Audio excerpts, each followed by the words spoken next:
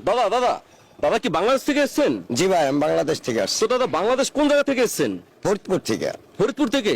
দাদা এই বাংলাদেশের অবস্থাটা কি? কেন ভালো? ভালো। তো দাদা এই কলকাতায় আসছেন কেন? আরে মাগ্গার পো, কলকাতায় কেন আসছি তোকে কইতে হইব? দাদা হোয়াট মিন মাগগরপু? মাগগরপু মানে কি? মাগ্গার পো মানে আপনি একজন ভালো সাংবাদিক।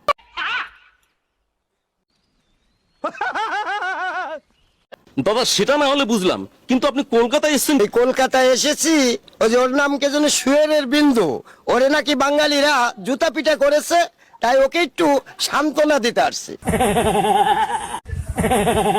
আরে দাদা ও তো নাম সুরের বিন্দু না, ওর নাম হচ্ছে শুভেন্দু। ওই সিন্ধু একই কথা। তাহলে দাদা এই জন্যই কি আপনি কষ্ট করে বাংলাদেশ থেকে কলকাতায় এসেছেন? আরে না ভাই, আরো কারণ আছে। দাদা কি কারণ? ভাই আপনি এটা শুনলে প্যান্টটা আবার হাগু করে দেবেন না তো?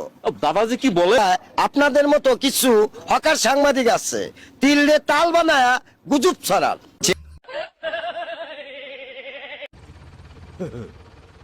এদিন কলকাতার বাঙালিরা আপনাদেরকে ধরে রামধোলাই দিবে, সেদিন বুঝবেন বাঙালি কি জিনিস। আপনি কলকাতা বেড়াইতে এসেছেন, আপনি দাদা এটা বলতে পারেন না, এটা আপনার বলার রাইট নেই দাদা।